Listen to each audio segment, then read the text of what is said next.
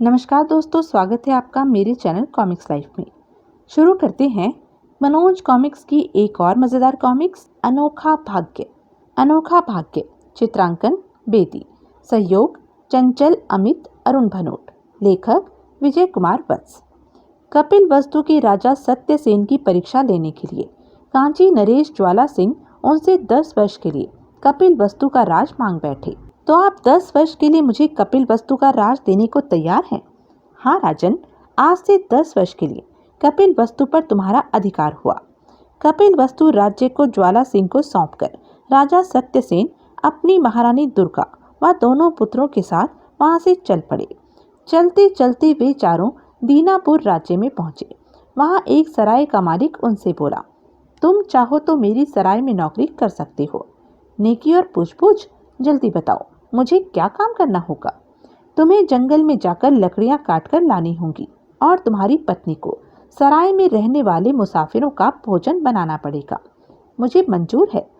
सत्यसेन वहीं पर रहकर सराय में नौकरी करने लगा। एक दिन जब सत्यसेन जंगल में लकड़ी काटने गया हुआ था तो केशव नाम का एक व्यापारी सराय में आकर रुका। तभी उसकी दृष्टि दुर्गा पर पड़ी। इस स्त्री को यदि मैं अपनी पत्नी बना लूं तो लोग मेरे भाग्य पर ईर्ष्या करेंगे। मुझे सराय के मालिक से इस स्त्री के बारे में बातचीत करनी चाहिए। सराय के मालिक को स्वर्ण मुद्राओं का लालच देकर केशव दुर्गा को जबरदस्ती अपने साथ ले गया और जाते जाते धीर सेन को घायल कर गया। घायल होने से धीर सेन की स्मृति चली गई। इस प्रकार परिस्थितियों में घिरकर सत्यसेन महारानी दुर्गा को खो बैठा। तब दुखी होकर सत्यसेन अपने दोनों पुत्रों को साथ लेकर वहां से चल पड़ा और नदी के तट पर पहुंचा। ओह, नदी तो पूरे उफान पर है। दोनों बच्चों को साथ लेकर मैं नदी को किस प्रकार पार कर पाऊंगा। मुझे बारी बारी से दोनों पुत्रों को नदी पार करवानी चाहिए। वह पहले धीर सेन को कंधे पर बिठाकर नदी के उस पार छोड़ आया और वीर सेन को लाने के लिए फिर नदी में उतर गया। जैसे ही वह बीच धार में पहुंचा, ओह यह क्या, नदी में एकाएक ऊंची लहरें क्यों उठने लगी। इन लहरों का तो मैं सामना नहीं कर पाऊंगा। तभी पानी में एक जबरदस्त ऊंची लहर उठी और उसे बहाकर एक और ले गई। यह देखकर नन्हा वीरसेन रोने लगा। उधर तट के दूसरी ओर धीरसेन बैठा हुआ था। कुछ देर बाद वहां एक धोबी और धोबन आए। बेटे, तुम कौन हो और यहाँ क्यों बैठे हो? मुझे पता नहीं कि मैं कौन हूँ। एक भला आदमी मुझे नदी के इस ओर छोड़ गया था। तभी धोबी की दृष्टि तट के दूसरी ओर बैठे वीरसेन पर पड़ी। वह दोनों भाइयों को पुत्र बनाकर अपने घर ले आया। इधर बहुत देर तक नदी के तट पर बेहोश रहने के पश्चात सत्यसेन को होश आया। ओह, मैं तो अपने बेटों को नदी के तट पर बिठा कर आया था। मैं यहाँ पर कैसे आ गया? मुझे उन दोनों को शीघ्र ढूंढना चाहिए। वह जल्दी से उस स्थान पर पहुंचा जहाँ वह अपने पुत्रों को छोड़कर आया था। यहाँ तो दोनों में से कोई भी नहीं है। लगता है धीरसेन और वीरसेन नदी की भेंट चढ़ गए हैं। ओह, इतनी बड़ी दुनिया में अब मेरा कोई नहीं है। मैं क्या करूं? कहाँ जाऊं? राजा सत्यसेन गिरता पड़ता सुजानगढ़ राज्य में पहुंचा। अरे यह क्या, इस नगर के लोग मुंह लटकाए हुए कहाँ जा रहे हैं? लोगों से पूछने पर पता लगा कि उस देश के राजा की मृत्यु हो गई है। कुछ देर बाद राजा चंदन सेन की अर्थी राजमहल से बाहर निकाली गई। तब आगे बढ़कर सत्यसेन ने अर्थी को कंधा दिया। लगता है यह आदमी परदेसी है। मुझे चलकर इस आदमी से पूछताछ करनी चाहिए। तब सुजानगढ़ की प्रथा के अनुसार सत्यसेन को सुजानगढ़ का नया राजा बनाया गया। इसके पश्चात स्मृति विनाशक समोम रस पिलाकर उसकी स्मृति लुप्त कर दी गई और उनका नया नाम कमलकांत रखा गया। एक दिन, महाराज, बिना नारी के पुरुष अधूरा रहता है। अब आप सुजानगढ़ के राजा हैं। आपको शीघ्र ही विवाह कर लेना चाहिए। जैसी आपकी आज्ञा राजगुरु जी। उधर जैसे ही दुर्गा को होश आया, दुर्गा, अब तुम मेरे चंगुल में हो। यहाँ तुम्हें बचाने कोई नहीं आएगा। अब तुझे मेरे साथ विवाह करना ही पड़ेगा। मैं तेरी यह इच्छा कभी पूरी नहीं होने दूंगी कमीने। तेरी पत्नी बनने की अपेक्षा मुझे तड़प तड़प कर मरना मंजूर है। तब केशव ने विवश हो दुर्गा को जहाज के एक कमरे में कैद कर दिया जिससे टूटा फूटा सामान भरा रहता था। इधर धीरसेन और वीरसेन धोबन धोबी के काम में उनका हाथ बटाने लगे। एक दिन जब वह कपड़े धोने नदी पर गए हुए थे तो वीरसेन को एक कस्तूरी मिली। वह उसे लेकर धीरसेन के पास पहुंचा। भैया जरा देखना, यह क्या चीज है?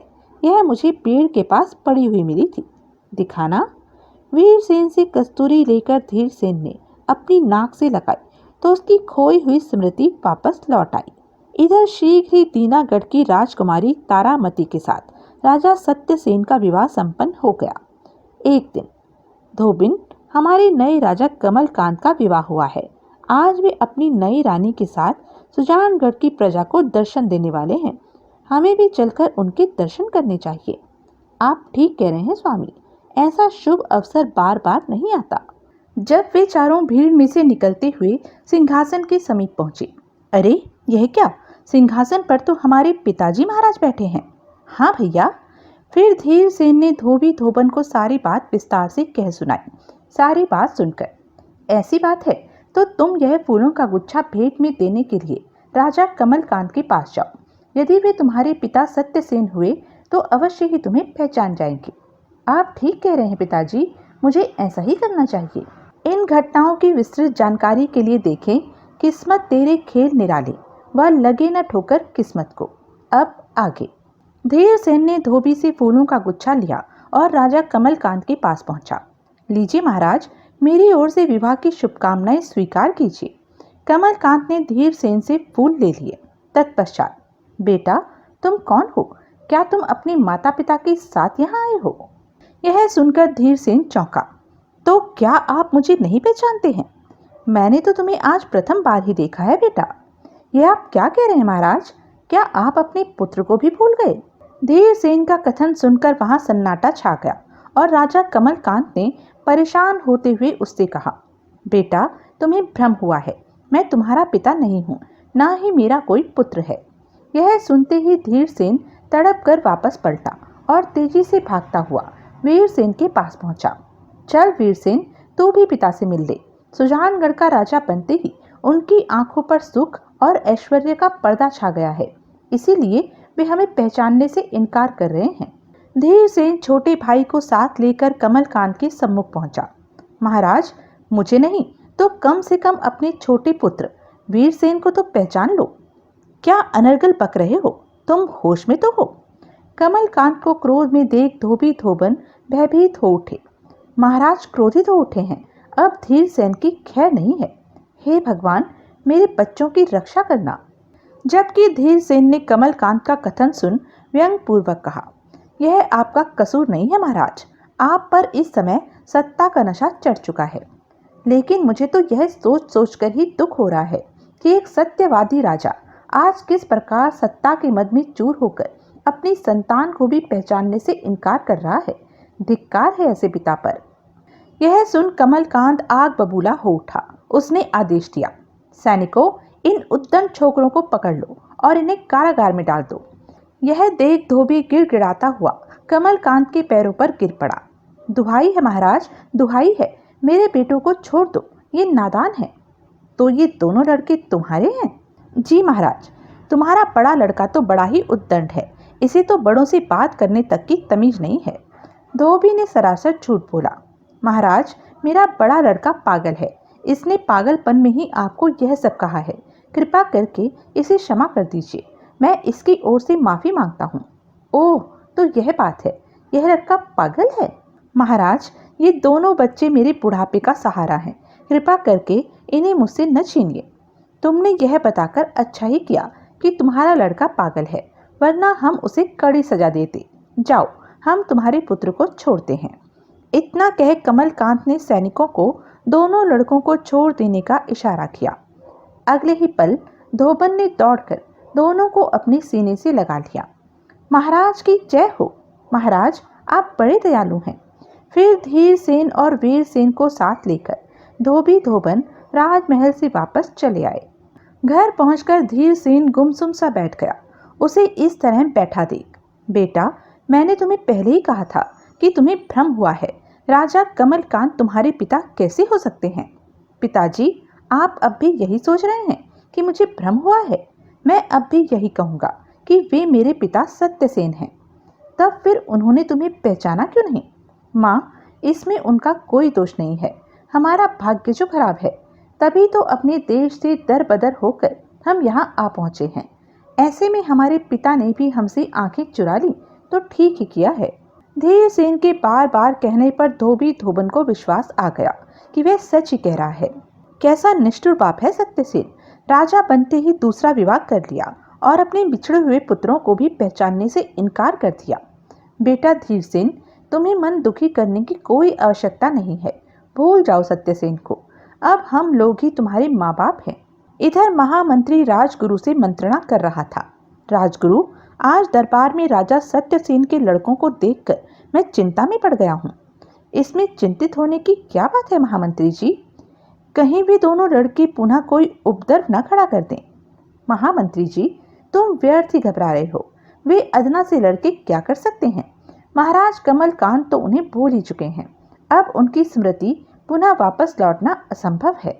आप सलाह दें तो मैं दोनों लड़कों को मौत के घाट उतरवा दूं। फिर न रहेगा बांस, न बजेगी बांसुरी। इस विवाद को यहीं पर समाप्त कर दो महामंत्री जी, तो उचित रहेगा। व्यर्थ ही इस बात को तूल न दो। ठीक है राजगुरु, आप जैसा कह रहे हैं वैसा ही होगा। इधर केशव का जहाज एक द्वीप के किनारे रुका। रामू, मैं व्यापार करने हेतु इस द्वीप पर जा रहा हूँ। तुम्हें जहाज पर रुककर दुर्गा पर नजर रखनी है। ठीक है मालिक। याद रहे, तुम्हें दुर्गा से नौकरानी का पूरा काम लेना है और बदले में रूखी सूखी 2 रोटियां ही खाने को देनी है।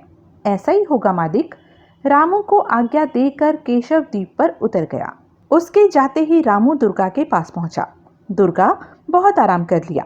चल, उठकर पूरे जहाज पर झाड़ू लगा, वरना तुझे आज खाने के लिए रोटियां नहीं मिलेंगी। दुर्गा ने कुछ नहीं कहा और झाड़ू उठाकर चुपचाप काम में लग गई। कई दिन व्यापार करने के पश्चात जब केशव अपने जहाज पर लौटा, देख दुर्गा, मैं तेरे लिए द्वीप पर से कितना सुंदर हार लेकर आया हूँ। आ, इसे तेरे गले में पहना दूं। मुझे नहीं चाहिए तेरा नौरखा हार। जा, इसे कूड़े के ढेर पर डाल दे। इसका मतलब है अभी तेरा दिमाग ठीक नहीं हुआ है। केशव ने तुरंत रामू को बुलाया और उसे आज्ञा दी। रामू, दुर्गा को 5 दिन तक खाने के लिए कुछ भी नहीं देना है। मैं भी देखता हूँ कि इसका घमंड कब तक नहीं टूटता है। अच्छा मालिक। इस प्रकार धीरे धीरे 10 वर्ष व्यतीत हो गए। समय की अवधि समाप्त हो जाने के कारण राजा ज्वाला सिंह आतुरता के साथ सत्यसेन के कपिल वस्तु आने की राह देख रहे थे। एक दिन, महामंत्री जी, अब तो 10 वर्ष भी व्यतीत हो गए हैं। पता नहीं राजा सत्यसेन अपने परिवार के साथ कपिल वस्तु क्यों नहीं लौटे हैं। महाराज, मैं भी यही सोचकर चिंतित हूँ कि महाराज सत्यसेन अभी तक वापस क्यों नहीं लौटे हैं।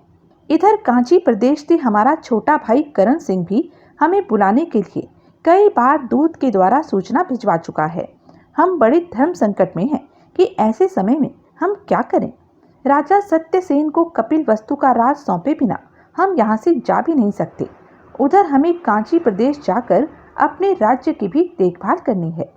महाराज, मुझे लगता है कि राजा सत्यसेन जरूर किसी विपत्ति में फंस गए हैं, तभी तो वे अभी तक नहीं लौटे हैं।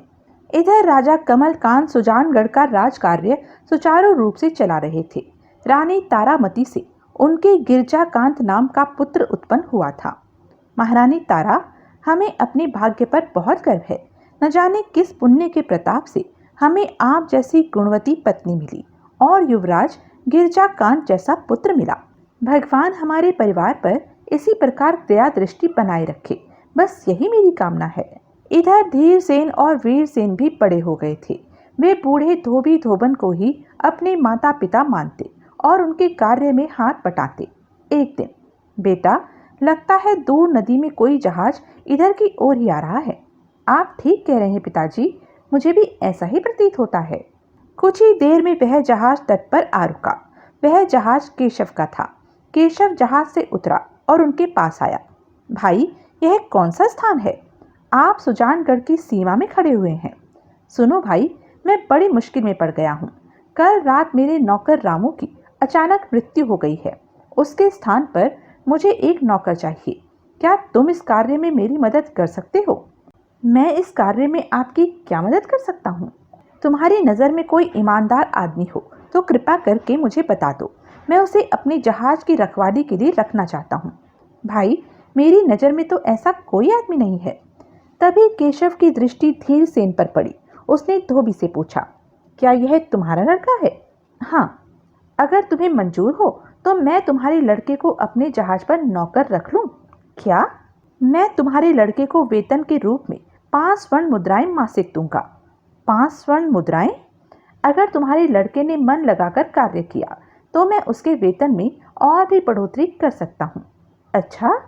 धोबन अभी तक चुपचाप खड़ी उन दोनों का वार्तालाप सुन रही थी। अपने पति को अचानक लालच में आते देख मैं अपने बेटे को अपनी नज़रों से दूर नहीं कर सकती। हमें उससे कोई नौकरी नहीं करवानी है। मैं तो आपके भले के लिए ही कह रहा हूँ। 5 स्वर्ण मुद्राएं 1 मास में कमाकर तुम्हारा बेटा घर के खर्च में हाथ बटा सकता है। नहीं भाई नहीं, तुम कुछ भी कहो, हमें तुम्हारी बात मंजूर नहीं है। जैसी आपकी मर्जी, कहकर केशव पलटकर जहाज की ओर जाने लगा। तभी, जरा रुकिए श्रीमान। केशव आवाज सुनकर रुक गया। मैं आपकी नौकरी करने के लिए तैयार हूँ, पर मेरी एक शर्त है। कैसी शर्त? मेरे साथ मेरा छोटा भाई भी रहेगा। हम दोनों आज तक एक दूसरे के साथ साथ रहे हैं। यह तो और भी अच्छी बात है। मैं तुम्हारे भाई को भी 3 स्वर्ण मुद्राएं मासिक दूंगा। तब मुझे आपकी नौकरी मंजूर है। बेटा, यह तुम क्या कह रहे हो? क्या तुम हमें छोड़ दोगे? माँ, यह तुम कैसी बात कर रही हो? हम आपको कैसे छोड़ सकते हैं? जरा सोचो, हम दोनों भाई हर मास 8 स्वर्ण मुद्राएं कमाकर लाएंगे, तो क्या हमारे घर की गरीबी दूर नहीं हो जाएगी? और तब आपको और पिताजी को कपड़े धोने जैसा मेहनत का काम भी नहीं करना पड़ेगा। माँ, मुझे नौकरी करने दो, मुझे रोको मत। ठीक है बेटा, अब तुमने फैसला कर ही लिया है तो मैं क्या कर सकती हूँ। शाम हो चुकी थी, अतः धोबी और धोबन ने गधों पर कपड़े लादे और दोनों बच्चों से विदा लेकर घर की ओर चल पड़े। तब चलो, तुम दोनों को तुम्हारा कार्य समझा दूं। चलिए। केशव उन दोनों को लेकर जहाज पर पहुंचा। इस कमरे में एक पागल स्त्री रहती है, तुम्हें उस स्त्री की चौकीदारी करनी है। ठीक है स्वामी। आज हम यहीं पर रुककर विश्राम करेंगे और कल दोपहर बाद आगे की यात्रा पर निकलेंगे। इतना कह केशव अपने कमरे की ओर चल पड़ा। उसके जाने के बाद, भैया, मुझे तो इस आदमी की बातें रहस्य से भरी मालूम देती हैं। एक पागल स्त्री की चौकीदारी करने के लिए इसने हमें न जाने क्यों नौकरी पर रखा है। हमें इस बात से क्या लेना है? हमें तो इसकी नौकरी करनी है। अतः धीरसेन और वीरसेन कमरे के बाहर ही बैठकर पहरा देने लगे। जब आधी रात घिर आई तो, भैया, मुझे तो नींद आ रही है। वीरसेन, हमें जाग कर पहरा देना है, तुम सो कैसे सकते हो? भैया, तब आप ऐसा करो कि मुझे कोई कहानी सुनाओ। कहानी सुनते समय मुझे नींद नहीं आएगी और मैं जागता रहूंगा। ठीक है। धीरसेन ने कहानी सुनानी प्रारंभ की। बहुत समय पहले की बात है। एक राजा था। वह हमेशा सच बोलता था। वह हमेशा जिस किसी को भी एक बार वचन दे देता उसे अवश्य पूरा करता। एक दिन उसने अपना राज्य 10 वर्ष के लिए किसी दूसरे राजा को दान में दे दिया। भैया, यह तो तुम हमारी अपनी बीती हुई कहानी सुना रहे हो, कोई और सुनाओ ना।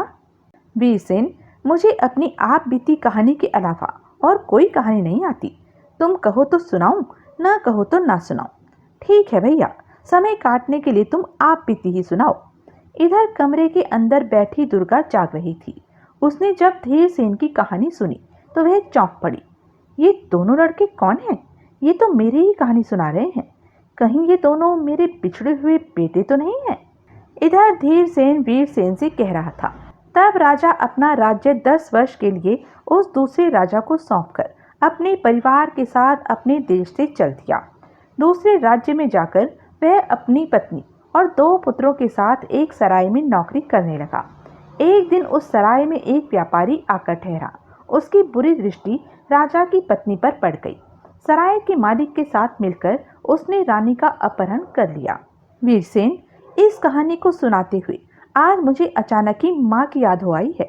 पता नहीं वह उस दुष्ट व्यापारी की कैद में किस प्रकार रह रही होगी। पता नहीं अब वह इस दुनिया में है भी या नहीं। ऐसा ना कहो भैया, हमारी माँ अवश्य जीवित होंगी और एक ना एक दिन हमें अवश्य मिलेंगी। इधर उनकी कहानी सुन दुर्गा का बुरा हाल था। ओह, ये तो मेरे ही बेटे हैं। मुझे कमरे से बाहर जाकर इनसे मिलना चाहिए। यह सोचकर वह उठी और दरवाजे की ओर बढ़ने लगी। तभी, दुर्गा, यह क्या अनर्थ करने जा रही है तू?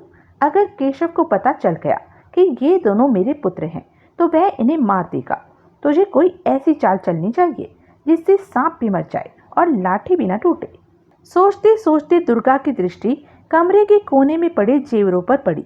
ये वही जेवर थे जिन्हें पिछले वर्षों में केशव उसके लिए लाया था और वह क्रोध में भरकर उन्हें एक कोने में फेंकती रही थी।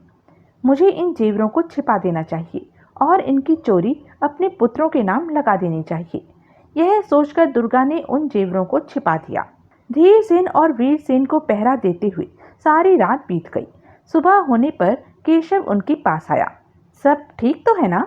हाँ मालिक, आप कह रहे थे कि आज दोपहर को हम यहाँ से आगे चल पड़ेंगे। यदि आप आज्ञा दें तो जाने से पहले हम दोनों भाई अपने माता पिता से मिलाएं, फिर न जाने कब उनसे मिलना हो। ठीक है, तुम दोनों अभी अपने घर चले जाओ और अपने माता पिता से मिलकर शीघ्र ही वापस लौट आओ। ठीक है मालिक, हम ऐसा ही करेंगे। जाने से पहले अपने घर का पता बताते जाओ ताकि यदि तुम्हें आने में विलंब हो जाए तो मैं किसी के द्वारा सूचना भिजवा कर तुम्हें बुलवा सकूं। तब धीरसेन ने अपने घर का पता बता दिया और उससे आज्ञा लेकर अपने भाई के साथ वहां से चल पड़ा। उनके जाने के बाद केशव ने दुर्गा के कमरे का दरवाजा खोला और अंदर पहुंचा। यह क्या दुर्गा, तुम रो रही हो? यह सुनकर दुर्गा और जोर से रोने लगी। दुर्गा, रो मत और मुझे बताओ कि क्या बात है, तुम रो क्यों रही हो? दुर्गा ने रोते रोते बताया, तुमने कल जो 2 नए लड़के नौकरी पर रखे थे वे चोर थे। वे मेरे कमरे में पड़े तुम्हारे सारे जेवर चुरा कर ले गए हैं। क्या कह रही हो? मैं सच कह रही हूँ। उन्हें जाकर जल्दी से पकड़ो वरना वे तुम्हारे हाथ नहीं आएंगे। तुम ठीक कह रही हो दुर्गा, मुझे उन्हें जाकर पकड़ना चाहिए। केशव ने जल्दी से दुर्गा के हाथ पैर बांधे।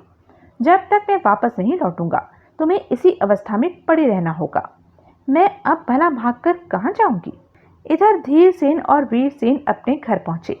बेटा, तुम दोनों इतनी जल्दी कैसे आ गए? क्या नौकरी छोड़ आए?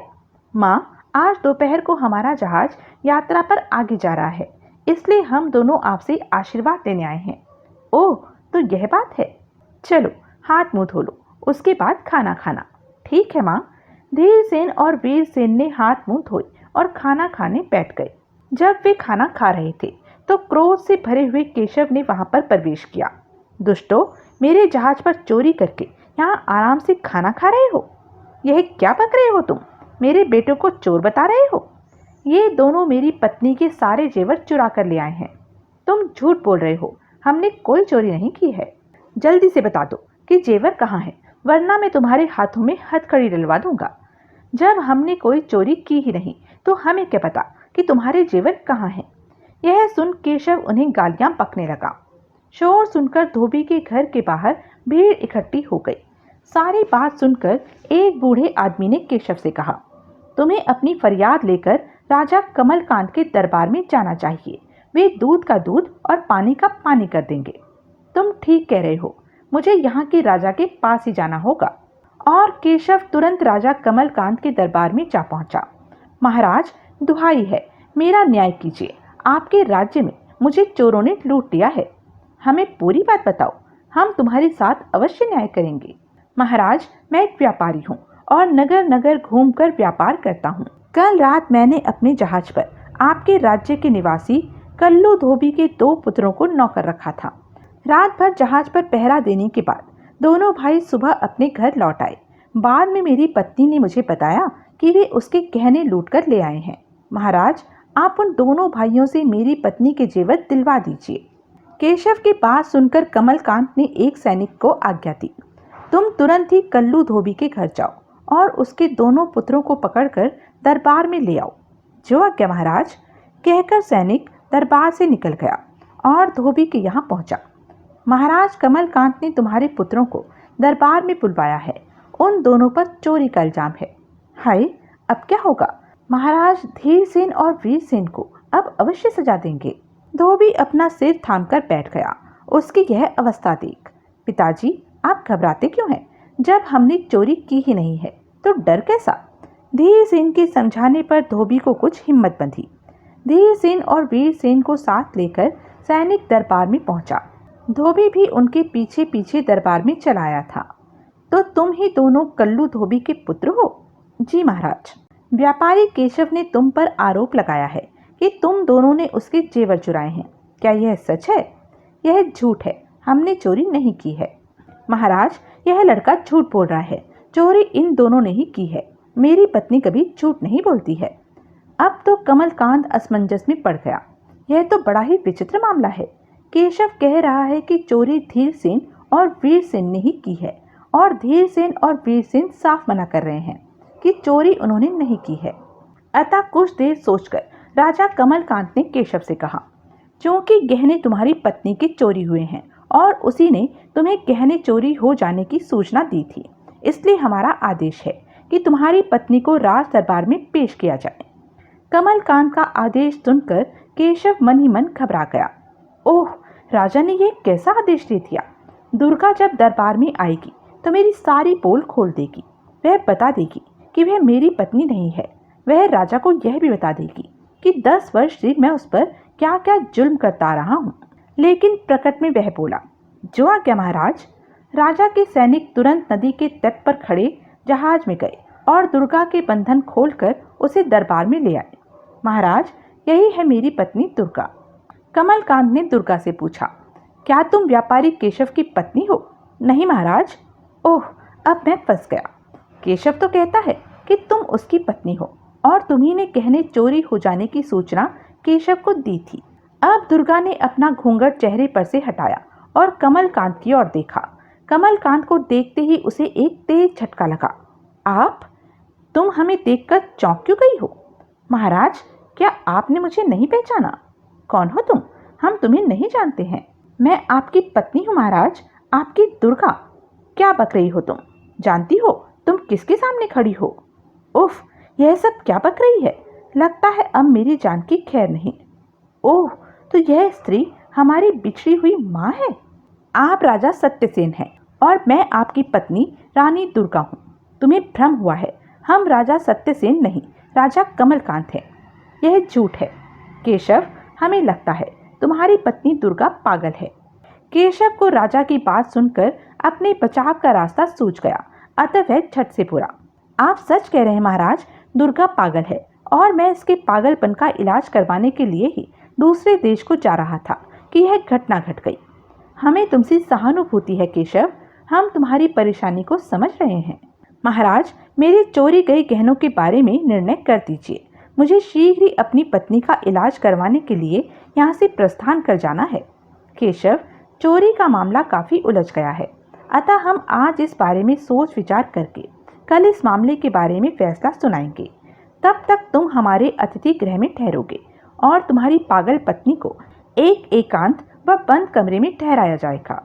इसके पश्चात कमलकांत ने सैनिकों को आज्ञा दी, सैनिकों, धीरसेन और वीरसेन चोरी के अभियुक्त हैं, इसलिए इन्हें बंदी बनाकर कल तक के लिए कारागार में बंद कर दो। सैनिक धीरसेन और वीरसेन को पकड़कर ले गए। यह देख, हे भगवान, मैंने तो सपने में भी नहीं सोचा था कि राजा सत्यसेन इतने बदल जाएंगे।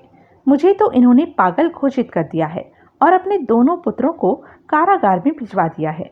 भगवान, अब तू ही इन्हें सद्बुद्धि दे। राज दरबार में खड़ा धोबी भी धीरसेन और वीरसेन को कारागार में जाते देखकर दुखी हो उठा। हे मेरे भगवान, यह क्या हुआ?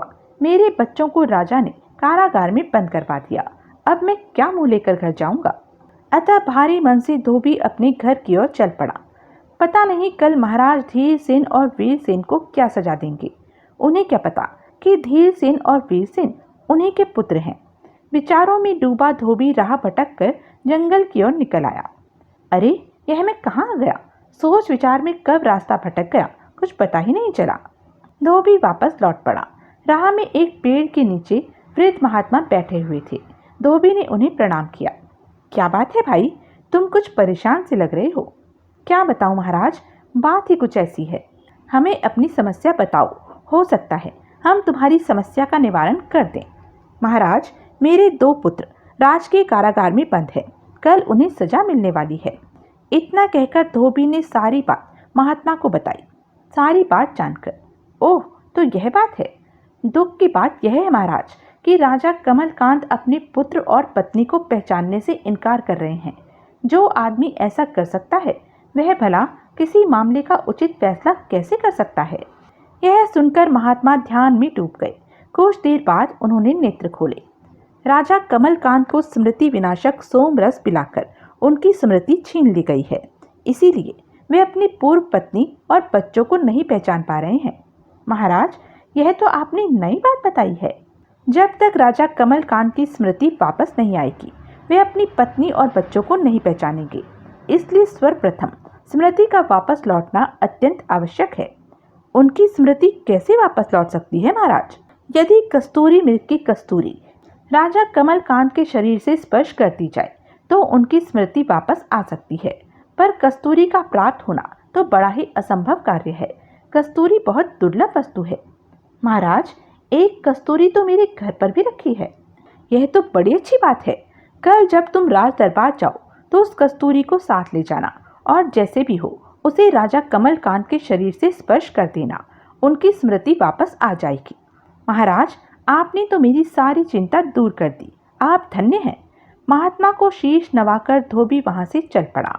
उधर कारागार में वीरसेन, हमने सारी रात जागकर जिस महिला का पहरा दिया था वह हमारी बिछड़ी हुई माँ थी, और यह दुष्ट केशव वही है जो हमारी माँ का अपहरण करके ले गया था।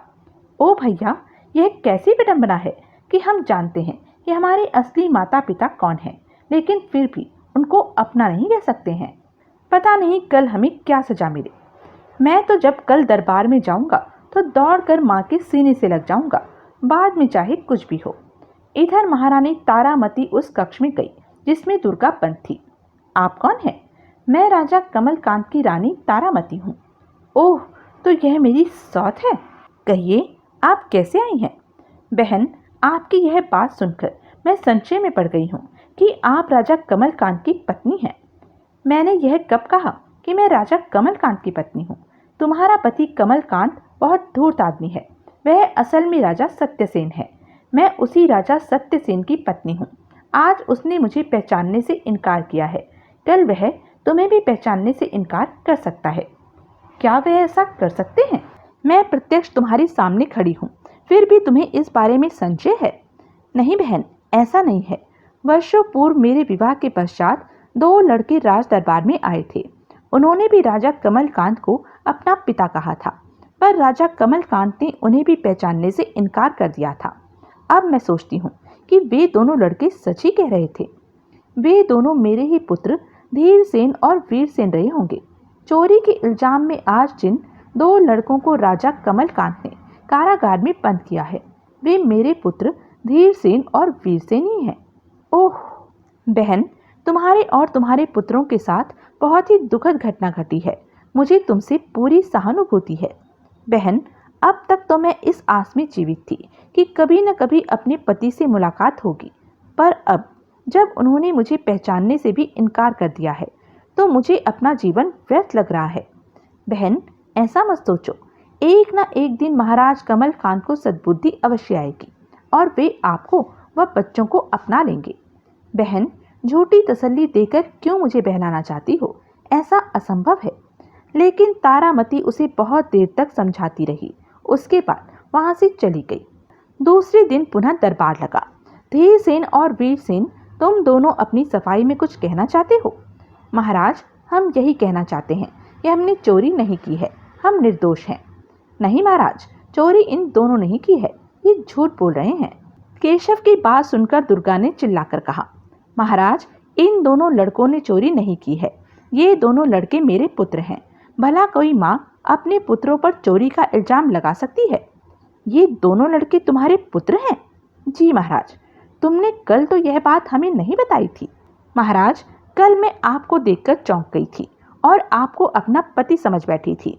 इसी उलझन में फंसकर मुझे ये ध्यान नहीं आया कि आपको यह बात बता देनी चाहिए कि धीरसेन और वीरसेन चोर न होकर मेरे पुत्र हैं। ओह, तो यह बात थी। तब तुमने इन दोनों पर चोरी का इल्जाम क्यों लगाया? महाराज, ऐसा करके ही मैं इस दुष्ट केशव के जाल से निकल सकती थी। यह दुष्ट मेरा पति नहीं है। वर्षों पूर्व इसने एक सराय से मेरा अपहरण किया था। अच्छा?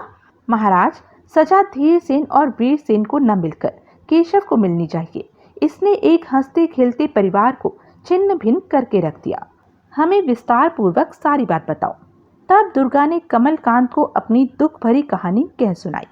सारी बात जानकर हम इस निर्णय पर पहुंचे हैं कि दोषी धीरसेन और वीरसेन नहीं है, बल्कि दोषी केशव है। हम इसे प्राण दंड की सजा देते हैं। महाराज, मुझ पर दया करें, मुझे प्राण दंड न दीजिए। कमलकांत ने उसकी एक न सुनी और सैनिकों को आदेश दिया कि वे केशव को बंदी बनाकर वहां से ले जाएं। केशव के जाने पर धीरसेन व वीरसेन भागकर दुर्गा के सीने से जा लगे। माँ, ओ माँ, तुम कहाँ चली गई थी? तुम्हारी छाती से लगने के लिए मैं वर्षों से तरस रहा था। मेरे बच्चों, हमें खुशी है कि तुम केशव के चंगुल से छूटकर अपने बिछड़े हुए बच्चों से मिल गई हो। तभी धोबी दौड़ता हुआ कमलकांत के पास पहुंचा और कस्तूरी निकालकर उसके शरीर से स्पर्श कर दी। तत्पश्चात, अरे यह क्या, हमें चक्कर सा क्यों आ रहा है? अगले ही पल कमलकांत मूर्छित होकर सिंहासन पर गिर पड़े।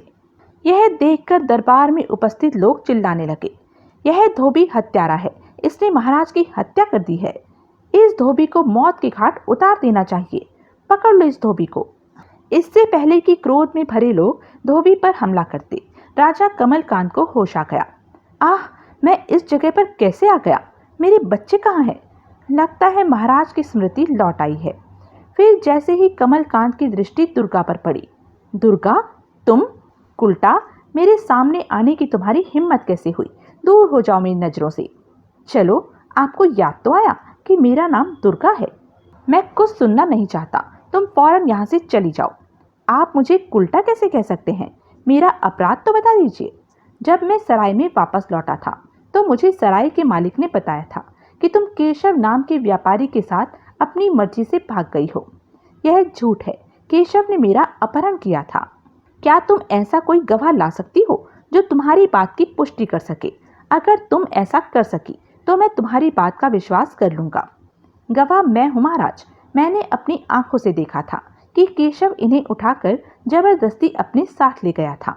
ओह, इस युवक की शक्ल तो मेरे पुत्र धीरसेन से काफी मिलती जुलती है।